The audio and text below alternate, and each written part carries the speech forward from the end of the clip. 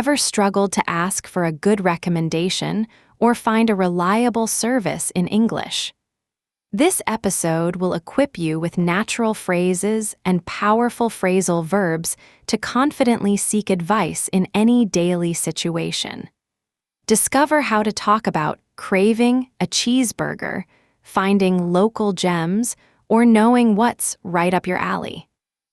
In the upcoming practice samples, pay close attention to the various ways our speakers ask for suggestions and advice in different situations.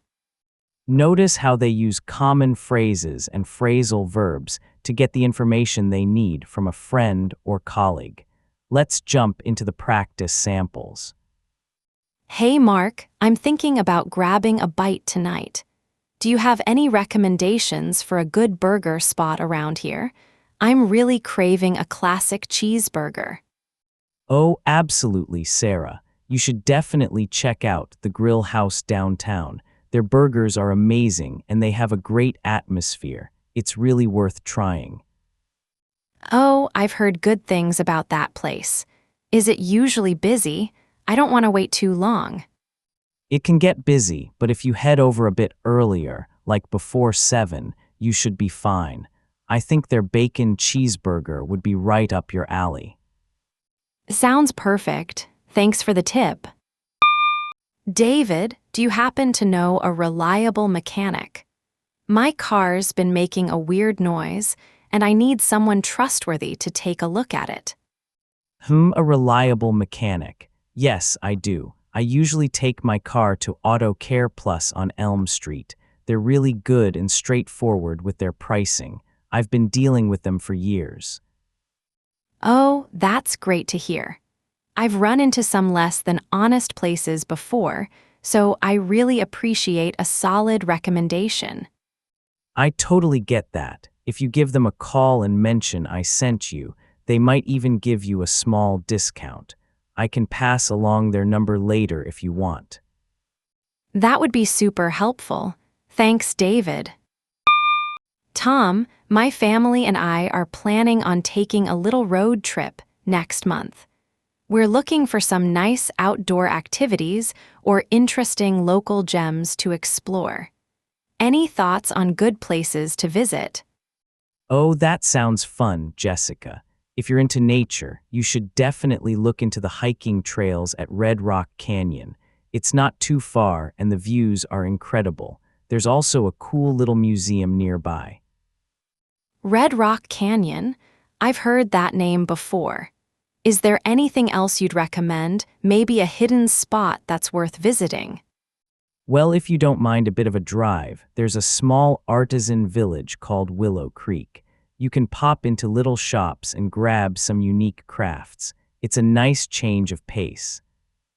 That sounds intriguing. I'll definitely look into both of those. Thanks for the suggestions. No problem. Have a great trip. All right, those were some great examples of asking for recommendations in different everyday situations. Definitely. In the first chat, Sarah asked about a burger spot and said she was craving a cheeseburger. This kind of casual language is very common when talking to friends. Exactly. And Mark used the phrasal verb check out, which means to go see or investigate something. He also mentioned something being worth trying, a really natural way to say it's a good idea. Then he used head over, which is a casual way to say go to, and right up your alley is a fantastic expression, meaning it's perfectly suited for her. Moving to the second conversation, Emily asked for a reliable mechanic and stressed trustworthy. These are important words when you're looking for someone to do a service for you. Right, David used deal with them when talking about the mechanic, meaning he regularly uses their services. And Emily mentioned she had run into less than honest places, showing she had bad experiences. Yes, run into is a common phrasal verb for unexpectedly encountering a problem or person. David also offered to pass along their number and suggested Emily give them a call. Those are high-frequency phrases for sharing contact info and making phone calls. And David said the pricing was straightforward, meaning simple and clear. Finally, in the last simulation, Jessica used planning on to talk about her future trip. She asked for local gems and hidden spots, which are great ways to ask for unique, less known recommendations. And Tom suggested she look into the hiking trails, meaning to research or investigate them further. He also used pop into when talking about visiting shops, a common phrasal verb for a quick, casual visit. All these expressions and phrasal verbs are essential for sounding natural when you're asking for advice or a recommendation in daily American English. Exactly. They help you get the information you need in a clear and friendly way, whether you're talking to a friend, a colleague, or a neighbor. Let's revisit some of those ideas from the samples. In the first discussion, expressing a strong desire for food with words like craving makes your request clear and relatable. Absolutely. You might tell a friend, I'm really in the mood for some tacos tonight, or I could totally go for some pasta right now. It's a casual way to state what you'd like to eat. And the phrase check out is incredibly versatile for suggesting exploration. It simply means to go and see something. Precisely. For instance, you should check out that new bookstore downtown, or let's check out the farmer's market this Saturday. It's about discovering something new. Then we had worth trying as a natural way to endorse something. Yes, it conveys that an experience is beneficial. You could say, that new coffee blend is definitely worth trying, or seeing that play would be worth trying if you enjoy theater. The expression head over provides a relaxed alternative to saying go to. It gives off a comfortable vibe. One might say, I'm going to head over to the gym after work, or why don't we head over to your place for dinner? And right up your alley is a fantastic idiom for something perfectly suited to someone's tastes or abilities. You can use it broadly, such as, this historical documentary seems right up your alley, considering your interest in history, or that new coding challenge is right up your alley since you love solving puzzles. In the second scenario, the words reliable and trustworthy were crucial when seeking a service professional.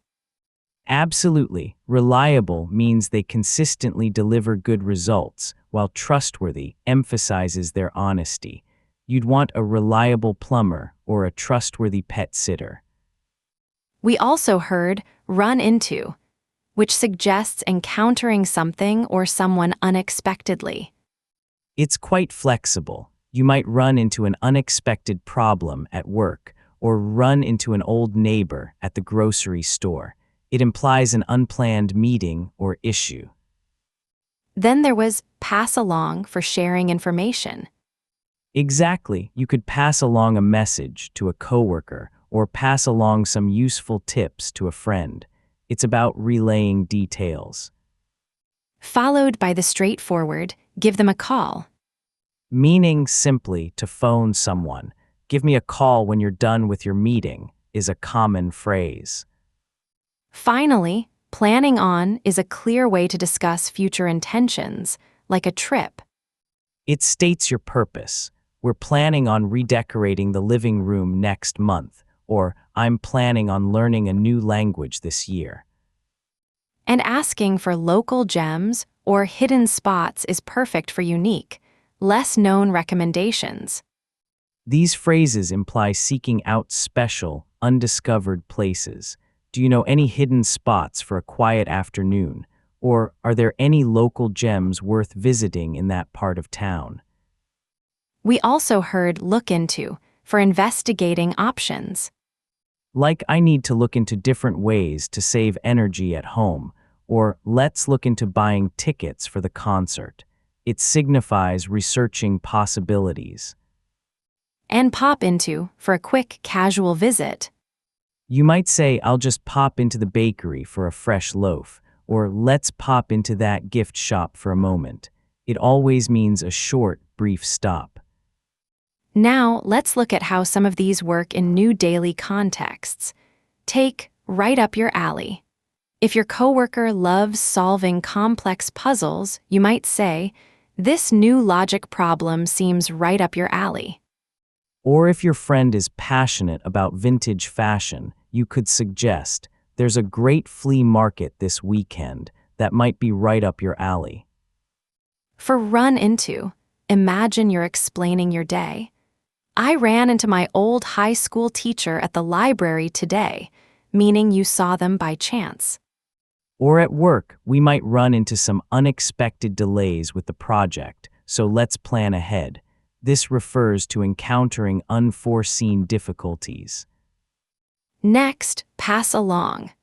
If your manager provides important feedback for the team, you'd say, "I'll pass along these comments to everyone in the morning." And if you found an interesting article, you might tell a colleague, I'll pass along the link so you can read it later. Consider look into. If you're planning a home renovation, you could say, "I need to look into different contractors in the area." Or if your utility bill is unusually high, you might state, I'll have to look into why my electricity costs have increased. It's about investigating a situation. Finally, pop into. If you need to quickly grab groceries, you'd say, "I'm just going to pop into the supermarket on my way home." Similarly, if you're making a brief social call, I'll pop into my sister's place to drop off her mail. It always implies a short visit. It's also important to understand how to adjust your tone from more relaxed to more polite, depending on who you're talking to. Absolutely, with close friends, a direct question like, where should I eat lunch, works perfectly fine.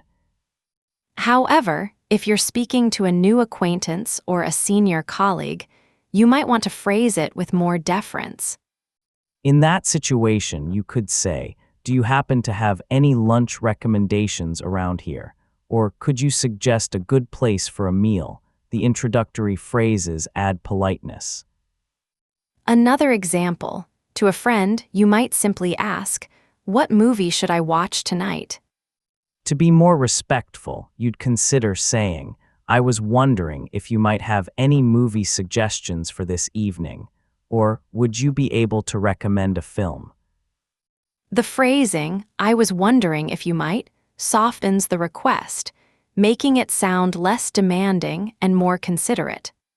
Yes, it shows you appreciate their input and gives them space to respond, rather than putting them on the spot. Let's apply these ideas. First, imagine your car breaks down unexpectedly. How would you ask a neighbor for a trustworthy mechanic? I'd ask, do you know a trustworthy mechanic who does good work? Next, suppose you find a fantastic new book and immediately think of a friend who loves that genre. How do you recommend it, implying it's a perfect match? I'd tell them, you've got to read this book. It's totally right up your alley. Finally, if a colleague missed a key point from your earlier conversation, how would you confirm you'd get them the information? I'd say, no worries, I'll pass along that specific detail to you shortly. All right, let's quickly review the core lessons from today's discussion. First, use vivid expressions like craving or check out to make your suggestions or desires truly stand out. Our second essential takeaway is about finding the best fit for your needs. Always aim for a reliable service and remember to look into hidden spots for unique experiences. And for our last high-value tip, remember to adjust your communication style. Match your language to the person you're talking to. A polite introductory phrase can change everything. That's all the time we have for today, folks. We hope these tips help you feel more confident expressing yourself in American English. For more language insights and to boost your vocabulary, subscribe to our podcast. Double your vocabulary. Don't forget to hit that notification bell so you never miss an episode. See you next time.